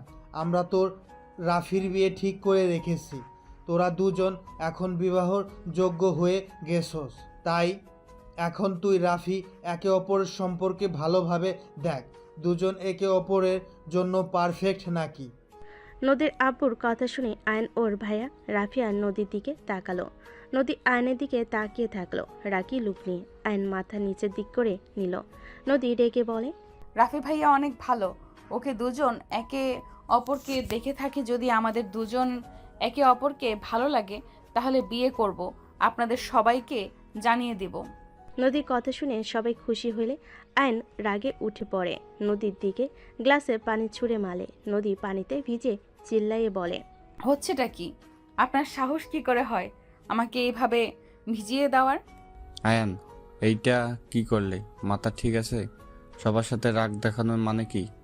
আর এখানে নদী মামুনি কি করছে যে তার মুখে পানি ছুঁড়ে মারলে? আয়ন রেগে নদীকে বলে, নদী সীমা অতিক্রম করো না, নিজের সীমানার ভিতরে থাকো। এই কিসের সিনেমা? হ্যাঁ, আমি আমার সিনেমার ভেতরে আছি, আপনি নিজের সিনেমার ভেতরে থাকেন। আয়ান, চুপ করবি তুই? ওই তোর বড় ভাইয়ের বউ হতে যাচ্ছে। আয়ন ওর আম্মুর কথা শুনে কিছু বলতে যাবে, সাথে সাথে ওর ভাই রাফি আয়নকে থামিয়ে বলে, আয়ান, ব্যাস অনেক হয়েছে। আর একটা কথা শুনতে চাই না। তুই আমার হবু স্ত্রীর সাথে খারাপ ব্যবহার করে কথা বলতে পারিস না। আর এই তোর ভাবি বড় বোনের মতো হয়, সম্মান দিয়ে কথা বল। কিছু বলি না বলে মাথায় উঠে গেছোস, তাই না? রাফির কথা শুনে আয়ন রেগে নদীর দিকে তাকিয়ে বলল, আজ তোকে সবার সামনে প্রেজেন্ট করা যাইতো, তুই আমার সাথে যা করছস তোর জন্য কাউকে কিছু বলতেও পারছি না। একটা কথা মাথায় রাখ, আমি তোর বিয়ে হতে দিব না। কে আপনি যে আমার বিয়ে হতে দেবেন না? আর আমি আপনার কি ক্ষতি করেছি? হ্যাঁ, কি করছস জানোস না? আয়নের গালে ওর ভাই থাপ্পড় মেরে বলে, ওই তোর বড় হয়ে আপনি বলে, আর তুই ছোট হয়ে ওকে তুই তুই করে কথা বলস। আম্মু, এই তোমার ছেলে দেখো কতটা বেয়াদব একটা ছেলে তৈরি হয়েছে, বড়দের সম্মান করতে জানে না। আয়ন গালে হাত রেখে আয়ন রেগে চেয়ারে লাথি দিয়ে ফেলে দিয়ে চলে গেল। নদী আয়নের চলে যাওয়ার দিকে তাকিয়ে থেকে ভাবতে লাগলো, যে পর্যন্ত নিজের মুখে সবার সামনে আমাকে স্ত্রীর পরিচয় দিবে না ততদিন দেখো আমি তোমার কি হাল করি। অন্য মেয়ের সাথে ঘষাঘষি করা বের করব, আমিও বুঝিয়ে দেব আমার কেমন লাগছে। আমাকে কষ্ট দেওয়া বের করব। নদী কথাগুলো ভাবতে ভাবতে হঠাৎ আয়নের আম্মুর কথা নদী শুনে ভাবনার জগৎ থেকে বের হয়ে বলল, আন্টি, আমি কিছু মনে করি নাই, আপনি প্লিজ এতবার ক্ষমা চাইবেন না। মামি ওয়েট, আমি বুঝতে পারছি না আয়ন হঠাৎ করে ওনার উপরে রেগে গেল কেন? আয়ন তো মেয়েদের সম্মান করে, কখনো তো অসম্মান করতে দেখি নাই। দিন দিন বেয়াদব হয়ে যাচ্ছস, আর সব দোষ আম্মু আব্বু সব সময় ছেলেকে মাথায় তুলে রাখে, এই জন্য আজ এই অবস্থা। যদি শাসন করতো তাহলে নদীর সাথে আজ এমন করতে সাহস পেত না। ভাইয়া থামেন, যা হওয়ার হয়ে গেছে, আমি আসছি, পোশাক চেঞ্জ করে আসি। নদী কথাগুলো বলে চলে গেল। আয়ন খায়াটে শুয়ে থেকে ভাবতে লাগলো, বেহেয়া মেয়ে জামাই থাকতে বাহিরে জামাই খুঁজে ভাসুরকে জামাই বানাবে, যত সব ফালতু মেয়ে। আয়ন কথাগুলো ভেবে রাগে ফুলতে লাগলো। আর এইদিকে নদী পোশাক চেঞ্জ করে খাটে বসতেই রাফি এসে নদীকে বলল, আসবো? হ্যাঁ ভাইয়া, আসেন। রাফি খাবারের প্লেট নিয়ে ভিতরে আসলে নদী বেশ অবাক হয়ে গেল। রাফি খাবারের প্লেটটি টেবিলের ওপর রেখে বলে, খাবার খেয়ে নাও। ভাইয়া, এত কষ্ট করার কি দরকার ছিল? আয়ানের জন্য তো খেতে পারলে না, তাই আবার নিয়ে আসলাম, খেয়ে নাও। আর দয়া করে আমার ভাইটার উপরে রাগ করো না, ওই একটু রকচটা, ওই যেটাই ভালো মনে করে তাই করে, কারোর কথা কখনোই শোনে না। কিন্তু বুঝতে পারছি না তোমার উপরে ও কেন রেগে গেল। ওকে আগে কখনো মেয়েদের সাথে এমন ব্যবহার করতে দেখি নাই। রাফির কথা শুনে নদী বলে ওঠে, ভাইয়া, আপনাকে আমার কিছু কথা বলার ছিল। আগে খাবার খেয়ে নাও, তারপর বলবে। তাড়াতাড়ি খাও, 10টা বেজে গেছে। তোমার তো মনে হয় অনেক ক্ষুধা লেগে গেছে, খাও। রাফির কথা শুনে নদী কিছুটা ইতস্ততভাবে নিচের দিকে তাকিয়ে নিজেকে শান্ত করে রাফির দিকে তাকিয়ে বলল, না ভাইয়া, পরে খাবো। আমার মনে হচ্ছে আপনাকে কথাটা বলে দেওয়াই ভালো হবে। আপনাকে আমি বিশ্বাস করে কিছু বলতে চাচ্ছি। আপনি যদি অনুমতি দেন তাহলে কথা বলা শুরু করব। নদীর কথা শুনে রাফি বেশ অবাক হয়ে গেল। নদীর দিকে তাকিয়ে বলে, ওকে বলো, কি বলতে চাও শুনি একটু। ভাইয়া, আপনি প্রমিস করেন আমার সম্পূর্ণ কথা না শুনে রেগে যাবেন না আর কাউকে কিছু বলবেন না? কি এমন কথা, এত ইতস্তত বোধ করছো কেন? প্রমিস করেন। ওকে বলবো না, বলো। আয়নের রেগে যাওয়ার কারণ হইল আমি আয়নের স্ত্রী। নদীর কথা শুনে রাফি উঠে পড়ল বসা থেকে। নদীর দিকে অবাক দৃষ্টিতে তাকিয়ে বলে, এসব কি বলো? আয়ান কি আর তুমি কি এই আমাদের না জানিয়ে বিয়ে করতে পারে না? আমি সত্যি বলছি, আমাদের বিয়ে হয়েছে। আমি আপনাকে প্রথম থেকে সব খুলে বললে বুঝতে পারবেন। আয়ান ক্লাস 10-এ যে গ্রামে থাকতো, আমি সেখানে ট্যুরে গেছিলাম। আমি অসুস্থ হয়ে গেলে আয়ান আমাকে ওর বাসায় নিয়ে যায়। ওখানে আমি অজ্ঞান হয়েছিলাম। বাট ওখানে কিছু মানুষজন আমাদের অন্য কিছু ভেবে জোর করে বিয়ে দিয়ে দেয় ওর সাথে। আমার সংসার জীবন 7 দিনের ছিল। কি এত কিছু হয়ে গেছে? আয়ান আমাকে একবারও বলে নাই? শুধু আমাকে কেন, ফ্যামিলির কাউকেই বলে নাই? আসলে আমি ওকে স্বামী হিসেবে মানি নাই। আমি ওকে অনেক কষ্ট দিয়েছি। যেমন? নদী রাফিকে সবকিছু খুলে বলতে লাগলো। কথা বলা শেষ হলে বলল, এজন্য আমিও চুপ করে আছি। ওই যে পর্যন্ত আমাকে বউ হিসেবে সবার সামনে পরিচয় না দিবে, ততদিন পর্যন্ত আমি চুপ করে থাকবো। আর আপনার সাহায্য লাগবে। হ্যাঁ বলো, কি সাহায্য? নদী বাহিরের দিকে তাকিয়ে থেকে ভালোভাবে দেখে রাফিকে আস্তে আস্তে বলতে লাগলো। কথা বলা শেষ হলে রাফি বলে, ঠিক আছে, আচ্ছা থাকো, আমি যাই। ওকে ভাইয়া। রাফি চলে গেল। নদী খাবার খেতে লাগলো। আয়ন খাট থেকে উঠে সোজা নদীর রুম খুঁজতে লাগলো। নদীর রুম খুঁজে পেলে আয়ন সাথে সাথে রুমের ভিতর ঢুকে পড়ে। নদী খাওয়া শেষ করে হাত ধুয়ে পানি খেতে নিবে, সাথে সাথেই দেখে আয়ন। আয়ন নদীর দিকে রাগি লুক নিয়ে তাকিয়ে এগিয়ে যেতে লাগলো। নদী বলে ওঠে, ওই এইভাবে এগিয়ে আসো কেন? আমার বউ, আমি আমার অধিকার চাই। মাথা খারাপ নাকি? ভুলে যেও না আমি তোমার হবু ভাবি হই। ভাবির আগে আমার স্ত্রী, আমার অধিকার আমি কেন ছাড়বো? অ্যান কথাটা বলে দরজা লাগিয়ে দিল। নদী ভয়ে ঢোক গিলতে লাগলো। নদী খাট থেকে নেমে বারান্দার দিকে যাবে, সাথে সাথে আয়ন দৌড়ে নদীর জামা টান দিয়ে ধরলো। নদী ছোটার চেষ্টা করে জামা ছিঁড়ে আয়নের হাতে চলে আসলো। নদী আয়ন দুজনেই থমকে গেল। নদী ঘুরে আয়নের দিকে তাকিয়ে কিছু বলতে যাবে, তার আগেই আয়ন নদীকে টান দিয়ে নিজের ঠোঁটের সাথে ঠোঁট মিলিয়ে দিল। নদী আয়নকে সরিয়ে দেওয়ার চেষ্টা করতে লাগলো। আয়ন জোর করে ধরে কিস করতে লাগলো। আয়ন নদীকে ছুঁড়ে খাটের উপর ফেলে দিল। নদী আয়নকে বলতে লাগলো, আয়ান, বেশি কিন্তু হয়ে যাচ্ছে। আয়ান আমার কাছে আসলে আমি কিন্তু চিৎকার করব। কর না করছে কে? তুমি নিজের কন্ট্রোলে আসো। তুমি কি পাগল হয়ে গেছো নাকি? এভাবে জোর করতে পারো না। আমি চাইলে সব করতে পারি। তুই আমার স্ত্রী না, তুই আমার অধিকার দিতে বাধ্য। আমার অনুমতি ছাড়া আমাকে টাচ করতে পারো না তুমি। আমার অনুমতি কোনো দরকার নাই, কারণ আমি থাকতে তুই অন্য ছেলের সাথে রিলেশন করছস। তোর কথার আঘাতে আমি তোকে ছেড়ে চলে গেছিলাম, আবার দিন শেষে তোর সাথে দেখা হলো। দ্বিতীয়বার, 2বার একই কাহিনী। তুই কখনোই আমার লাইফ থেকে সরবি না। একভাবে না একভাবে আমার সামনে চলে আসস। আমি মানছি ভুল করছি, কিন্তু তুমি তো আমাকে ভালোবেসে আমার কাছে আসছো না। তুমি তো আমার উপরে রাগে বসে কাছে আসতে চাচ্ছ। আমি তো তোমার সাথে এইভাবে কাছে আসতে দিতে পারি না। তুমি যখন আমাকে মন থেকে স্ত্রী হিসেবে মেনে নিবে না, সেই দিন আমার কাছে আসবে, সেই দিন আমি তোমাকে বাধা দিব না। তুমি আজ যদি আমার সাথে কিছু করো তাহলে বুঝবো তুমি আমাকে রেপ করছো। রাখ তোর ভালোবাসা। তুই তো ফালতু মেয়ে। তোর একটা ছেলে দিয়ে কখনো হয় না। একটা গেলে আরেকটা ধরস। আয়ান, ওই গলা নামিয়ে কথা বল, একদম আমার উপরে চিল্লাবি না। নদী রেগে খাট থেকে নেমে পড়ল। আমি খারাপ। ভালো কথা, ভালো মেয়ের কাছে যাও। আমার কাছে কেন এসেছো? যাও যাও, ভালো মেয়ের কাছে যাও। একদম ঠিক। আমি কেন তোর কাছে যাব? ইউজ করা জিনিস আমি কেন নিব? কতজনের সাথে শারীরিক সম্পর্ক করছস কে জানে। আয়নের কথা শুনে নদী নিজেকে আর কন্ট্রোল করতে না পেরে আয়নের গালে ঠাস ঠাস করে থাপ্পড় মেরে বলে, বের হয়ে যা আমার চোখের সামনে থেকে। এখন যা। আমি হাজার মানুষের সাথে শারীরিক সম্পর্ক করছি, ভালো করছি। তুই যা এখান থেকে, আর তাড়াতাড়ি ডিভোর্স দিয়ে দিস। তোকে আমি কিছু বলতে চাই না। আমি কেমন আমার আল্লাহ জানে আর আমি জানি। চলে যা আমার সামনে থেকে। তোকে দেখে আমার ঘৃণা হচ্ছে যে নিজের স্ত্রীকে সম্মান করতে জানোস না। আমি শারীরিক সম্পর্ক করছি, তুই দেখাতে পারবি? রনি কোনো দিন একটাও পায় নাই। আর তুই আমাকে বলস আমি 1000 জনের সাথে শারীরিক সম্পর্ক করছি, ভালো করছিস, যা এখান থেকে। নদী রেগে গিয়ে ধাক্কা দিতে দিতে আয়নের রুম থেকে বের করে দিয়ে দরজা লাগিয়ে দিয়ে কান্না করতে লাগলো। আয়ন ওর বেডরুমে চলে গেল। বেডরুমে গিয়ে রাগে দরজা ঠাস করে লাগিয়ে দিয়ে উপর হয়ে শুয়ে পড়ল। সকালে ঘুম ভাঙলে আয়ন তুলির কণ্ঠে ঘুম ভেঙে গেল। আয়ন তুলিকে দেখে বলে, তুমি রুমের ভিতরে কিভাবে আসলে? দরজা ঠেলা দিলাম, খুলে গেছে। ওঠো তাড়াতাড়ি, নিচে চলো, খেয়ে ঘুরতে যাব। কোথায় যাবে? সবাই মিলে গ্রামটা ঘুরে দেখব। নদী আপু, আঙ্কেল আন্টি সবাই যাবে। চলো তাড়াতাড়ি। যাব না, তুমি যাও। কথা কম বলো, ওঠো বলছি। তুলি আয়নকে জোর করে তুলে ওয়াশরুমে নিয়ে গেল।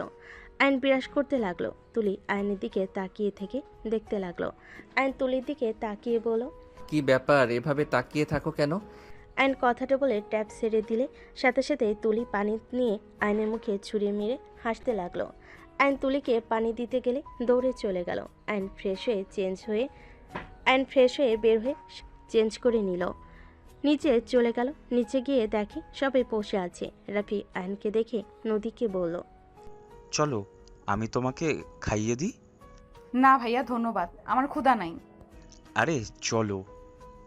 রাফি নদীর হাত ধরতেই আয়ন রাগে হাত মুঠো করে নিল। রাফি নদীকে নিয়ে সবার সাথে খাবার টেবিলের সামনে বসলো। আয়নকে দেখে আয়নের আম্মু বলে, আয়ান খেতে আয়। আয়ন ওদের কাছে গেলে তুলি বলে ওঠে, এখানে এসে বসো। আয়ন তুলির কাছে বসলো। নদী আয়নকে দেখে রাফির সাথে হাসি মুখে কথা বলতে লাগলো। রাফি বলে ওঠে, আম্মু আমার প্লেটে খাবার দাও, নদী আমি একসাথে খাবো। রাফির কথা শুনে সবাই মিটিমিটি হাসতে লাগলো। তুলি বলে ওঠে, বাবা ভাইয়া, তুমি এত রোমান্টিক। এই আয়ন ভাইয়ের মতো একটু শিখতে পারো না? মামনি, আমার প্লেট দাও, আমরা একসাথে খাবো। এসব ন্যাকামি আমার একদম ভালো লাগে না। তুলি, এসব বাদ দাও। কখনো কারো মতো হওয়ার চেষ্টা করবে না, নিজের মতো থাকার চেষ্টা করবে। আয়ন কথাটা বলে খাবার একা বেড়ে নিতে লাগলো। নদী রাফি ওর দিকে তাকিয়ে থাকলো। আয়ন খাবার খেতে লাগলো নিচের দিকে তাকিয়ে। আয়নের আম্মু সবাইকে খাবার দিতে লাগলো। রাফি নদীকে খাওয়াই দিতে লাগলো। নদী রাফিকে খাওয়াই দিতে যাবে। আয়ন রাগ কন্ট্রোল করে বলল, ভাইয়া, তোমাদের দেখে হবু হাজবেন্ড বউ লাগছে, মনে হচ্ছে বড় ভাই তার ছোট বোনকে খাওয়াই দিচ্ছে। আয়ন কথাটা বলে হাসি দিল। নদী রাগে বলে ওঠে, কি ধরনের কথা বলছেন এইসব?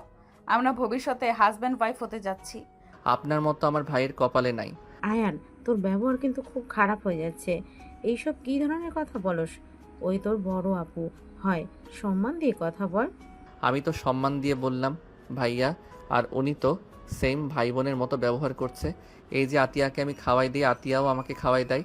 কই, এখানে তো আব্বু আঙ্কেল কেউ তো তাদের বউদের খাওয়াই দিচ্ছে না, কারণ তাদের লজ্জা আছে, আর ওনাদের বিয়ে হয় নাই, এখন ন্যাকামি শুরু করছে।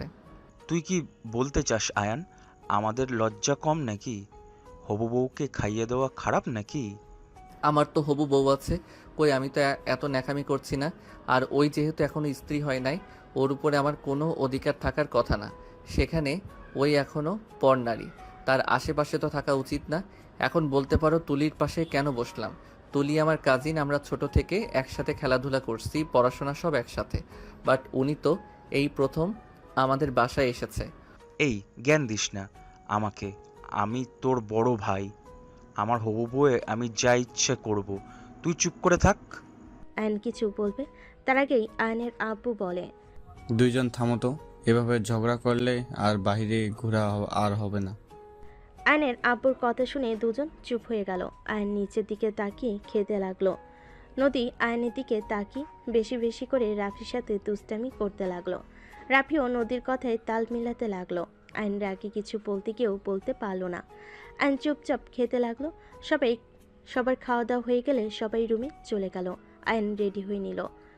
আয়ন তুলির সাথে মিলে শার্ট পরলো। সবাই মিলে বের হয়ে গেল। তুলি আয়নের হাত ধরতে গেলে আয়ন নদী রাফিকে হাত ধরতে দেখে রাগে তুলিকে বলল, ওরা আগে যাক, আমরা তো আমাদের এলাকা চিনি। ওরা সবাই আগে যেতে লাগলো। আয়ন তুলি আস্তে আস্তে টুকটাক কথা বলতে বলতে যেতে লাগলো। এদিকে নদীর রাগ হতে লাগলো। নদী রাফিকে বলল, আমি আইসক্রিম খাবো, আমাকে কিনে দেন না। চলো মাঠের কাছে যাই, কিনে দিই। নদী রাফি আইসক্রিম কিনতে মাঠের কাছে গেল। আয়ন তুলির হাত ধরে নিয়ে গেল। আইসক্রিম চাইতেই আয়ন বলে, মামা আমাদের 3টা দেন। আতিয়া তুই এদিকে আয়। আয়নের কথা শুনে রাফি নদী বলে ওঠে, মামা আমরা আগে চাইলাম, আপনি ওদের আগে কেন দিচ্ছেন? মামা সবগুলো দেন, সবাইকে দেন। আয়নের কথা শুনে আইসক্রিমওয়ালা সবাইকে দিতে লাগলো। তুলিকে দিলে আর একটাই থাকলে রাফি ওইটাই নিতে গেলে আয়ন আইসক্রিম নিয়ে 1000 টাকা দিয়ে বলল, মামা রেখে দেন। মামা আপনি আমাদের সাথে অন্যায় করলেন না? আমরা আগে চাইলাম, সব আইসক্রিম ওনার কথায় দিয়ে দিলেন। নদীর কথা শুনে আইসক্রিমওয়ালা বলে, আয়ান ভাইকে না দিলে কাকে দিব? উনি আমাদের সাহায্য না করলে আমরা আজ ব্যবসা করে খেতে পারতাম না। এই দোকান যত আইসক্রিম আছে সব ওনার জন্য আছে। উনি ফ্রিতে চাইলেও এখানে যত দোকানদার আছে সবাই ওনাকে দিবে। সামান্য টাকা নিয়ে কি আমি আয়ান ভাইকে আইসক্রিম দেওয়া বাদ দিয়ে দিব নাকি? লোকটা কথা শুনে নদী কিছু না বলে রাফিকে নিয়ে চলে যেতে লাগলো। আয়ন মিটি করে হাসতে লাগলো। আয়ান, এটা কি ঠিক করলে? নদী আপুকে আইসক্রিম দিলে না কেন? আমি কি করলাম? এখানে তো একটাই আইসক্রিম আছে, আমার গলা শুকিয়ে গেছে। আমি খাওয়া বাদে অন্য কাউকে দিয়ে মানব সেবা করতে পারবো না। এইটা কেমন কথা? আমি তো আগে দেখেছি তুমি না খেয়ে অন্যদের দিয়ে দিতে, সেখানে আজ এই ধরনের কথা বলছো? সবাই সারা জীবন এক থাকে না, সবাই পরিবর্তন হয়, সেখানে আমিও হয়েছি। বাদ দাও, চলো হাঁটি। আয়ন আইসক্রিম খাওয়া বাদ দিয়ে আইসক্রিম হাতে নিয়ে তুলির সাথে হাঁটতে লাগলো।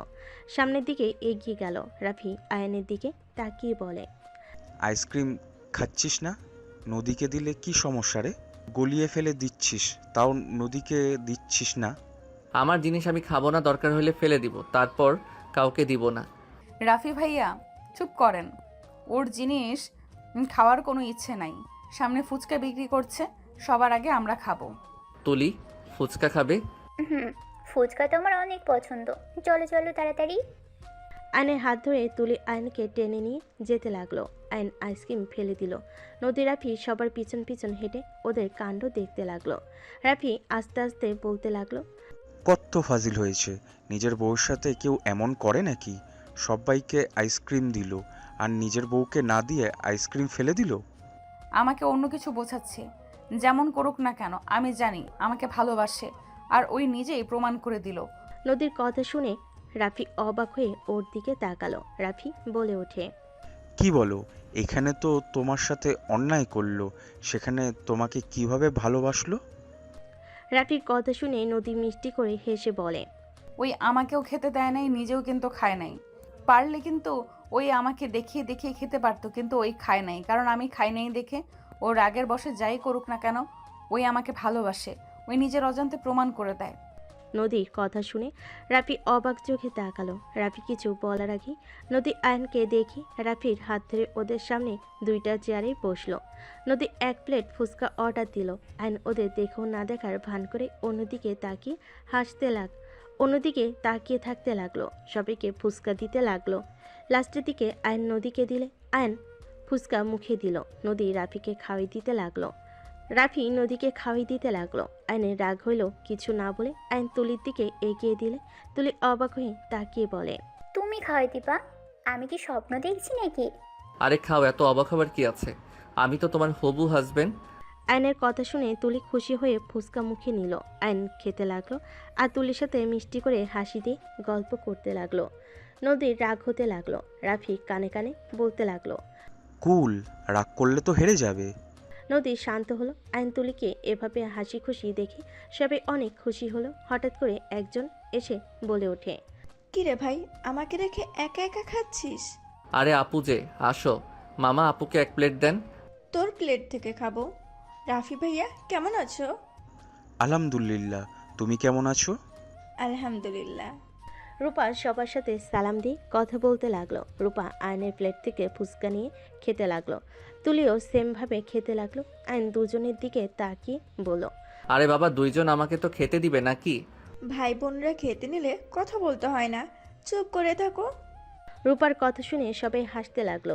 নদীর আব্বু বলে, মেয়েটা কে? নাতাশার ভাতিজি। নাতাশা ভাতিজি? মাশাল্লাহ, অনেক বড় হয়ে গেছে। নাতাশার মতো কিছুটা লাগে, কিন্তু আয়নের সাথে এত মিল। আয়ান আমাদের বিরুদ্ধে গিয়ে ওদের সাথে থাকতো। নাতাশাকে আয়ান অনেক ভালোবাসতো, ওর কাছে পড়তো। মাঝখানে যেই সব হয়, নাতাশাকে রেপ করলো, বাবা ওদের বিরুদ্ধে কাজ করলো, সেখান থেকে আয়ান ওদের সাথে থাকতো। এসএসসি পরীক্ষার পর তো ঢাকা চলে যায়। যাক, ওদের সাথে সম্পর্ক ভালো আছে, এটাও দেখে ভালো লাগছে। এই থাক, আমি যাই। ওয়েট, কোথায় যাবে আপু? কোচিং করাতে যাব। ভাইয়াকে বিয়ে করে নিলে তো তোমাকে এসব জব করতে হয় না। আয়নের কথা শুনে সবাই অবাক হয়ে তাকালো। রাফি আয়নের দিকে তাকালে আয়নের আম্মু বলে, আয়ান, কি ধরনের কথা বলস? কিছু না, ওকে আপু যাও। রূপা চলে গেল। নদী রাফিকে লাস্ট ফুচকা মুখে দিতেই যাবে। আয়ন সাথে সাথে ফুচকাটা নিয়ে নিজের মুখে পুরে নিল। নদী রাগী লুক নিয়ে তাকালে আয়ন ফুচকার বিল দিয়ে বলে, ভাবি রাগ করলেন নাকি? আরে ভাবি, আমি আপনার দেবর হই, সেখানে আমি একটু খেতে পারি না? আয়নের কথা শুনে নদী কিছু বলল না। সবাই হাঁটতে লাগলো। আইন তুলি কথা বলতে বলতে যেতে লাগলো। সবাই ঘোরাঘুরি করে বাসায় ফিরতে ফিরতে সন্ধ্যা হয়ে গেল। হঠাৎ করে নদী চিৎকার দিয়ে উঠল। সবাই পিছনের দিকে তাকালে নদীর আম্মু বলতে লাগলো, কি হয়েছে আম্মু? নদী কথাটা বলতেই আয়ন নদীর কণ্ঠ শুনে বুকের ভিতর ধুপ করে উঠল। আয়ন ফোনের টর্চ জ্বালিয়ে দৌড়ে নদীর কাছে গেল। সবাই কাছে আসলে নদী পড়ে যেতে নিলে রাফি ধরার আগেই আয়ন ধরে বলল, নদী, এই নদী, কি হয়েছে? এই নদী, কথা বলো। আয়ান আমাকে কিছু কামড় দিয়েছে। নদী কথাগুলো বলে জোরে জোরে কান্না করতে লাগলো। আয়ন নদীর পায়ের দিকে তাকিয়ে চমকে উঠল। আয়ন তাড়াতাড়ি করে নদীর পায়ের কাছে বসলো। কোনো কিছু না ভেবে আয়ন নদীর পায়ে রক্ত চুষতে লাগলো। সবাই ইতস্তত হয়ে গেল। নদীর আম্মু বলে, আয়ন পাগল হয়ে গেছিস নাকি? সাপে কামড় দিয়ে থাকলে তুই তো মারা যাবি। আয়ন থাম বলছি, ওর পা বাঁধতে হবে, সামনে হসপিটাল আছে। আয়ান কি করছো? তুমি তো মারা যাবে। আয়ান আমার পা ছাড়ো। আয়ান প্লিজ পা ছাড়ো। আয়ন কারো কোনো কথা না শুনে পায়ে রক্ত চুষে ফেলতে লাগলো। আয়নকে তুলি ধাক্কা দিয়ে বলে, পাগল হয়ে গেছো? তুমি মারা যাবে? সামনে হসপিটাল আছে, আপুকে নিয়ে চলো। আয়ন তুলিকে কিছু না বলে নদীর পা ধরতে যাবে। নদী হাঁটু গেড়ে বসে আয়নের দুই গাল ধরে বলতে লাগলো, এসব কি করছো?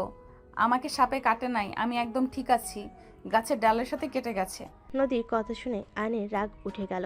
আয়ন উঠে নদীকে সজোরে থাপ্পড় মারল। আয়ন রেগে কান্নামাখা কণ্ঠে বলল, নেক্সট টাইম এমন ফালতু অভিনয় করলে তোর খবর আছে। ফালতু মেয়ে কোথাকার। আমি মরে গেলে তোমার কি? আমি তো জঘন্যতম মেয়ে, ফালতু খারাপ মেয়ে, পতিতা মেয়ে। তাহলে আমার জন্য কোনো কিছু না ভেবে বিষের রক্ত বের করতে গেছো কেন? চুপ কর। আমার ইচ্ছে হইলে আমি তোকে খারাপ বলবো, যা ইচ্ছে তাই বলবো। আমার সামনে আর নাটক করবি না। খারাপ মেয়ের জন্য এত না ভাবলেও হবে। আয়ন নদীর কথা শুনে ধাক্কা দিয়ে সরিয়ে দিয়ে চলে গেল। রাফি নদীকে ধরলো। সবাই অবাক দৃষ্টিতে তাকিয়ে থাকলো। তুলি বলে ওঠে, এটা কি হলো? আপনাকে ও সহ্য করতে পারে না, আর সেখানে আপনাকে সাপে কেটেছে শুনে কোনো কথা নাই, বার্তা নাই, সোজা রক্ত চুষতে লাগলো। একবারও ভাবলো না ও মারা যেতে পারে? আমরা বাবা মা হয়ে অতটাও সাহস পেলাম না, আর সেখানে আয়ন কিনা যাকে সহ্য করতে পারে না তার জন্য নিজের জীবন ঝুঁকিতে ফেলতেও রাজি। এইসব কথা বাদ দেন, সবাই চলেন। রাফি নদীকে কোলে তুলে নিয়ে হাঁটতে লাগলো। সবাই বাসায় চলে গেল। আর নিজের রুমে গিয়ে ফ্রেশ হয়ে শুয়ে পড়লো। সকালে ঘুম ভাঙলে ফ্রেশ হয়ে ফোনে সিম তুলে নিজে চলে গেল। নিচে গিয়ে দেখে সবাই বসে আছে। আইন সোফায় বসে থেকে কারোর সাথে কথা বলল না, চুপচাপ বসে থেকে ফেসবুকিং করতে লাগলো। হঠাৎ করে আয়নের ফোন বেজে উঠলেই আয়ন কল রিসিভ করে বলল, আসসালামু আলাইকুম। কে? ওয়ালাইকুম আসসালাম, আমি আপনার ম্যাম রাইসা। আয়ান সাহেব, আপনার ফোন বন্ধ কেন? সরি ম্যাম, আমি তো গ্রামে চলে এসেছি আর সিমটা খুলে রেখেছিলাম, আজকে তুলছি। হুট করে উদাও হয়ে গেলেন কেন? আপনাকে কোথাও পাচ্ছি না। আমার অভ্যাস এটাই তো, আর আমার পরীক্ষা কয়েকদিন পর, তাই জবটা করা সম্ভব হচ্ছে না। ও আচ্ছা, ঠিক আছে, আমি ম্যামকে জানিয়ে দেব। হুট করে এভাবে চাকরিটা ছাড়া ম্যাম যে কিভাবে নিবে আল্লাহ ভালো জানে। আপনি চিন্তা করেন না, ম্যামকে আমি বলে দিব, আর আপনার উপরে চিল্লাবে না, চিন্তা করেন না তো। ম্যাম কল দিচ্ছে। রাইসার কথা শুনে আয়ন নদীর হাত থেকে ফোন নিয়ে কেটে দিয়ে রাইসার সাথে কথা বলতে লাগলো। কথা বলা শেষ করে নদীর দিকে এগিয়ে দিলে নদী টান দিয়ে ফোন কেড়ে নিল। নদী বলে ওঠে, রাইসার সাথে কিসের কথা শুনি? আর এত দাঁত কেলিয়ে কথা বলার মানে কি? প্রেম করার ইচ্ছা আছে, ওনাকে পটানো দরকার।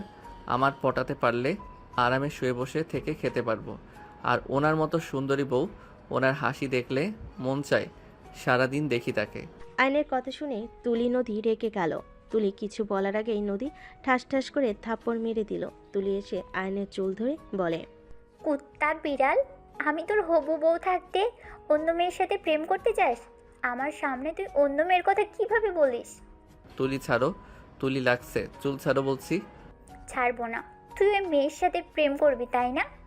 দেখাচ্ছি মজা তোকে। উফ, ছাড়ো তো। আয়ন তুলির হাত ধরে পিছনের দিকে ঘুরিয়ে ধরলে নদী আয়নের কলার ধরে বলল, বিয়ের আগেই তুলি কি এইভাবে কেন ধরেছ? ছাড়ো বলছি। আমার মন ইচ্ছে। আপনার কোনো সমস্যা? সরেন। আমারও লাথি মারতে ইচ্ছে করছে। নদী আয়নের চুল ধরে নিচে ফেলে দিল। আয়নকে কিল ঘুষি মারতে লাগলো। আয়ন টান মেরে নদীকে চেপে ধরে বলল, খুব হাত চলে তাই না? আমি ধরলে পারবেন? নদী আয়নের স্পর্শে কেঁপে উঠল। আয়নের আম্মু বলল, আয়ান নদীকে ছাড়, ও ব্যথা পাবে কিন্তু। বাহ, আমাকে এতক্ষণ ধরে মারলো, কারো কোনো প্রতিবাদ আসলো না। আমি ধরছি তখন যত প্রতিবাদ করার মানুষ, তাই না? আয়ন কথাটা বলে নদীকে কাতুকুতু দিতে লাগলো। তুলির সাথে সাথে আয়নকে ধরে বলে, আয়ান, কি করছো? উনি ভাবি হতে যাচ্ছে, ওনার শরীরে কেন হাত দিচ্ছ? তুলি থামো, ওরা ভাবিদের যা ইচ্ছে করুক গা। আর নদীকে সরিয়ে দিয়ে বসা থেকে দাঁড়িয়ে চুল ঠিক করতে লাগলো। দুজনের দিকে তাকিয়ে বলল, আমার চুল মনে পাবলিকে যার যেমন ইচ্ছে টান দিতে আসছে। আয়ান, আমার কিন্তু এবার মেজাজ গরম হচ্ছে। ওনার সাথে কি সম্পর্ক তোমার? কার সাথে? যার সাথে ফোনে কথা বলতে। আইন কিছু বলতে যাবে তার আগে ফোনটা বেজে উঠল। আইন কলটা রিসিভ করলো। আসসালামু আলাইকুম। ওয়ালাইকুম আসসালাম। কি রে, তোর কি অবস্থা? ফোন বন্ধ কেন রাখছিলি? কারোর সাথে যোগাযোগ রাখতে চাই নাই। যাই হোক, তোর বিকাশে কিছু টাকা গেছে, চেক করছস? এত টাকা কেন দিয়েছস? গ্রামে আসবি কবে? গ্রামে এসেছি রাত্রে। আমাদের বাসায় আয়।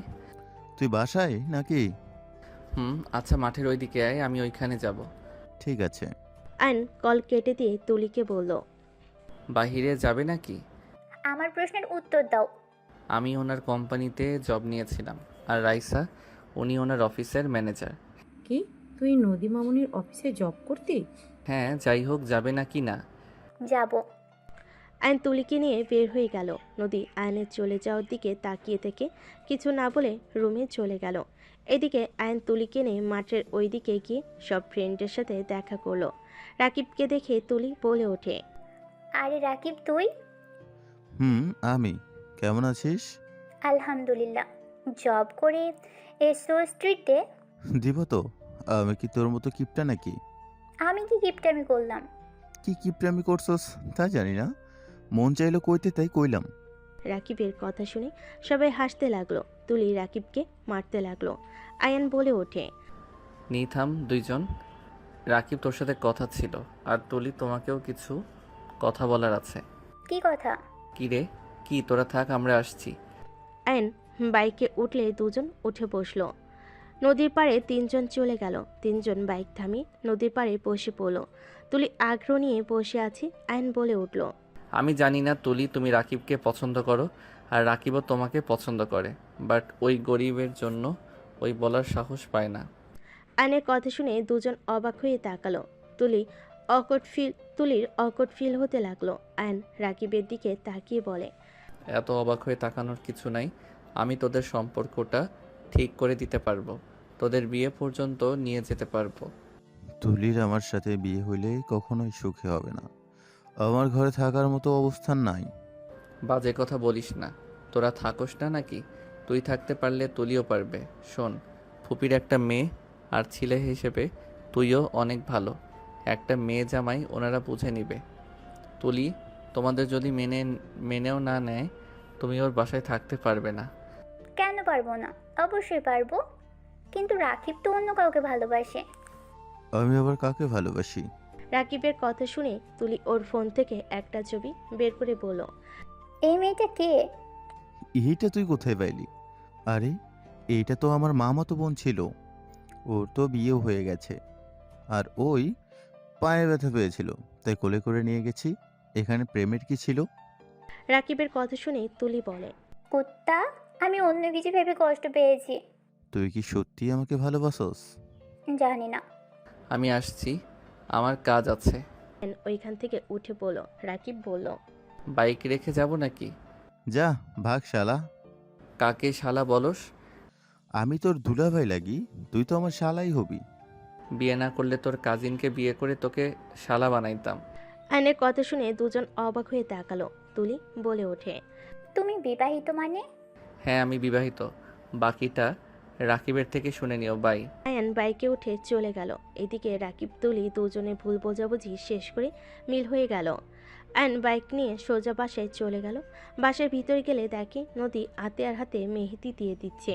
রাফি আর সবাই পাশে বসে আছে। আতিয়া বলছে, বাহ ভাবি, আপনি তো সব দিক দিয়ে এক্সপার্ট। ভাইয়া তুমি তো ভাগ্যবান, ভাবির মতো সুন্দর ভালো একটা মেয়ে বউ হিসেবে পেতে যাচ্ছ।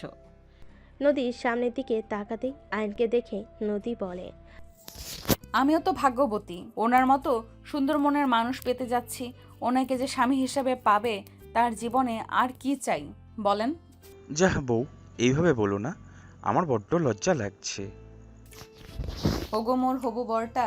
নদীর রাফির কথা শুনে আয়নের রাগ কন্ট্রোল করতে পারলো না। আর নদীর সামনে গিয়ে বলল, মাই ডিয়ার হবু ভাবি, মেহেদি দেওয়া শেষ হইলে রেডি হয়েন। আমার বউকে কোথায় নিয়ে যাবি? ভাইয়া, তোমার সাথে কথা বলতে চাচ্ছি না। ওই কানে কি গেছে? কি বলছি আপনাকে? আমি কোথাও যেতে পারবো না। আমি নিয়ে যেতে চাচ্ছি, আপনি যাবেন। আর না হয় 3 দিনের ভিতরে আমাকে মুক্ত করে দিবেন। 3 দিনের ভিতরে কিসের মুক্তি করবে? কি বলো সাবল তাবল কথা? আয়নের কথা শুনে নদী রেগে বলে উঠল, ঠিক আছে, করে দেব। বারবার এক কথা। হ্যাঁ, বারবার এক কথা। ফুপি, ফুপা, আম্মু, আব্বু, আপনাদের সাথে কথা ছিল। আমি জানি না আপনারা কথাগুলো জানার পর কিভাবে নেবেন। কি কথা বলবি? আমি তুলিকে বিয়ে করতে পারবো না। তুলি আমার ফ্রেন্ড এবং বোন। এর বাহিরে আমরা কখনো একে অপরকে দেখি নাই। আপনাদের চাপে তুলি আমাকে হাজব্যান্ড বলছে। বাহ, এত ন্যাকামি করছে, কিন্তু আমরা দুইজন জানি আমাদের মাঝে কি সম্পর্ক। কি ফালতু কথা বলছিস? তোর মাথা খারাপ হয়ে গেছে নাকি? সবাই জেনে গেছে তুলি আর তোর বিয়ে দিব। আমাকে না জানিয়ে বিয়ে কোন হিসেবে ঠিক করো তোমরা? আমাদের দুইজনের কথা তো একবার শুনবেন, তাই না? না শুনে আগে বিয়ে ঠিক করে ফেলেন। আয়নের কথা শুনে আয়নের আম্মু ঠাস ঠাস করে থাপ্পড় বসিয়ে দিল। আয়ন গালে হাত দিয়ে ওর আম্মুর দিকে তাকালো। তুলি ভিতরে চলে আসলো। আয়নকে ধরে বলল, কি হয়েছে আয়ান? আয়ন তুলির কথা কিছু না বলে তুলির আম্মুর দিকে তাকিয়ে বলে, ফুপি, ফুপা, আপনারা তো চান আপনার মেয়ে সুখে থাক নিশ্চয়ই। আয়নের কথা শুনে তুলির আম্মু বলে, অবশ্যই চাইবো আমার মেয়ে সুখে থাক, কিন্তু আয়ান তোমার তো ছোটবেলা থেকেই জান এইটা এইটা বলেই ডাকতে, একে অপরকে ছাড়া থাকো না।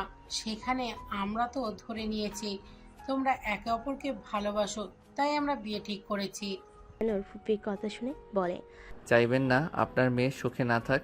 ফুপি, আমরা মজা করি, আমরা ফ্রেন্ড আর কাজিনের বাহিরে কিছু না। তুলি অন্য কাউকে ভালোবাসে। ওদের মাঝে কিছুটা ভুল বোঝাবুঝি ছিল, যেটা আজকে আমি ওদের ভুল বোঝাবুঝি মিটিয়ে দিয়েছি। ফুপি, তুলি ওর ভালোবাসার মানুষকে ছাড়া কখনোই কারোর সাথে সুখী হবে না। ওই কাকে ভালোবাসি শুনি? আমি রাকিবকে ভালোবাসি। ছোটবেলা থেকে আমরা একে অপরকে ভালোবাসলে কখনো কেউ প্রকাশ করি নাই। রাকিব করির জন্য ও আমাকে কিছু বলার সাহস পেত না, আর আমি অন্য কিছু ভেবে ওকে কিছু বলিনি। আমি বিয়ে করলে রাকিবকে করব, তাছাড়া আমি কখনোই বিয়ে করব না। তুলির কথা শুনে আয়নের ফুপি রেগে থাপ্পড় মারতে যাবে, সাথে সাথে আয়ন সামনে দাঁড়িয়ে থাপ্পড়টা আয়নের কাঁধে গিয়ে লাগে। আয়ন বলে উঠল, ফুপি, ভালোবাসা কোনো খারাপ কিছু না। যে যার সাথে সুখী তাকে তার সাথে তুলে দিলে কি সমস্যা? ফুপি, রাকিব তো আর খারাপ ছেলে না, ওই একটা ভালো ছেলে। আমার নামে অনেক রিপোর্ট পাবে ওর নামে। কখনো শুনেছো কোনো রিপোর্ট? ওই এই গ্রামে ভদ্র ছেলে হিসেবে পরিচিত। ওই গরিব, এটা কি ওর অপরাধ নাকি? ফুপি প্লিজ, আপনারা ওদের মেনে নিন। আয়ন ওদের রিকোয়েস্ট করতে লাগলো। তুলি ওর আব্বু আম্মুকে বোঝাতে লাগলো। ওদের রিকোয়েস্টে সবাই মেনে নিতেই বলল। সবাই মেনে নিলে আয়ন বলে ওঠে, আই লাভ ইউ সবাইকে। আম্মু, আমি দেশের বাইরে চলে যেতে চাই। তোমরা তো আমাকে বাইরে পাঠাতে চাইছিলে। আমি চলে যাব। আমি এই দেশে আর থাকবো না। হঠাৎ করে মন পরিবর্তন করি কেন? না, অনেক ভেবে দেখলাম তোমাদেরও মনও একটু রাখি। সবসময় তো আমার মতো আমি চলছি, এবার না হয় তোমাদের কথা মতো চলি। আব্বু, আমাকে লন্ডনে যাওয়ার ব্যবস্থা করে দিও। ঠিক আছে, পরীক্ষাটা শেষ কর। ওকে। আয়ন চলে যেতে নিল। তুলি আয়নকে পিছন থেকে জড়িয়ে ধরে বলে, ধন্যবাদ। যা ভাগ, ট্রিট দেওয়া বাদ দিয়ে আমাকে ধন্যবাদ দিচ্ছে। ওই, আমাকে তুই বলো কেন? সরি বন্ধুর বউ ভাবি। কথাটা বলে দুজনেই হাসতে লাগলো। নদী আয়নকে বলল, আয়ান, সবার কথা তো ভাবলে, কই আরেকজনের কথা তো ভাবলে না? তার কথা ভেবে রেখেছি। সেই সুখে থাক, সেটা আমি চাই। আমার শত্রুকে সুখে থাকার দোয়া করলে সেখানে সেই তো আমার প্রিয় মানুষের লিস্টে। তার ক্ষতি কিভাবে চাইবো? আয়নের কথা শুনে সবাই অবাক হয়ে গেল। আয়নের আম্মু বলে, কার কথা বলিস আয়ান? কেউ না আম্মু। কেউ নাই তাহলে? হ্যাঁ, নাই, কেউ নাই। আপনি নিজের ভালো চাইলে আমার সাথে এখন চলেন। আর যদি আপনি দেরি করেন, সেখানে আমার কোনো কিছু করার নাই। আমি ঢাকা চলে যাব খুব তাড়াতাড়ি। রাইসার সাথে রিলেশন করতে নাকি? নদীর কথা শুনে আয়নের রাগ উঠতে লাগলো। আয়ন রেগে পিছনের দিকে তাকিয়ে বলে, আমি কি আপনার মতো নাকি? যাকে পাবো তাকে ধরবো। আমার লাইফে ফার্স্ট একজন এসেছে, সেই সারা জীবন থাকবে। আপনার মতো আমি না যে মাসে মাসে মানুষ পাল্টাবো। আয়ান, কি ধরনের কথা বলছিস? আয়নের কথা শুনে নদী কান্না করতে করতে বলে, হ্যাঁ হ্যাঁ, আমি তো খারাপ। আমি তো দেহ ব্যবসা করে খাই। তুমি কেন আমার মতো হবে? তুমি তো অনেক ভালো। খারাপ তো আমি। সব জেনে নিজের ভাইয়ের জীবন বাঁচাতে চাও না কেন? তোমার ভাইয়ের সাথে বিয়ে ঠিক হয়েছে, সেখানে সবাইকে বলে দাও নাই কেন যে আমি খারাপ? আমার সাথে বিয়ে হলে তোমার ভাইয়ের লাইফটাই নষ্ট হয়ে যাবে। নদী, এসব কি ধরনের কথা বলিস? আয়ন, তোমাকে আমি অনেক সহ্য করেছি। আর না, তুমি আমার মেয়েকে যাই নাই তাই বলো। তুমি পেয়েছোটা কি? তোমার মনে যা আসবে তাই বলবে নাকি? আর ভাইজান ভাবি, আপনারা চুপ করে থাকেন, ছেলেকে কিছু বলেন না। কি বলবে? ঠিক বলে। আমি তো খারাপ মেয়ে, তাই আমাকে খারাপ বলে। আমি চুপ কর। আমি কি জানি না আমার মেয়ে কেমন? আয়ান, তোমার সমস্যা কি? তুমি আমাদের অফিসে জব করতে, ধরতে গেলে নদী তোমার বস ছিল, সেখানে তুমি ওর সম্পর্কে এত বাজে কথা কিভাবে বলতে পারো? তুমি আমার মেয়ের সম্পর্কে কতটুকু জানো? আমি কি একবার আপনার মেয়েকে বলছি ওই দেহ ব্যবসা করে খাই? আর সবসময় বেশি কথা কেন বলো? আমার মেজাজ গরম করে কেন দাও? খারাপ মেয়ে তাই দেয়। আর কোনো কিছু বলবে? আব্বু আম্মু, আমি বাসায় যেতে চাই। ব্যাস, অনেক হয়েছে। আয়ান, তুই সবাইকে ভুল ধরিয়ে দেস। নিজে যে ভুল করছস সেগুলো কিছুই না। তুই নদীকে অপমান কিভাবে করস?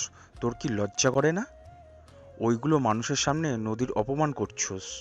আমার ভুল হয়েছে তোমার হবু ওকে কিছু বলে। আমি হাত জোর করে ক্ষমা চাচ্ছি ভাবি, ক্ষমা করে দেন। আপনার বিষয়ে আর কোনোদিন কিছু বলবো না। যত তাড়াতাড়ি পারেন কাজটা করে দিয়েন। আয়নের কথা শুনে রাফি নিজের রাগ কন্ট্রোল করতে পারল না। আয়নকে ঠাস করে থাপ্পড় মেরে দিলে সবাই চমকে ওঠে।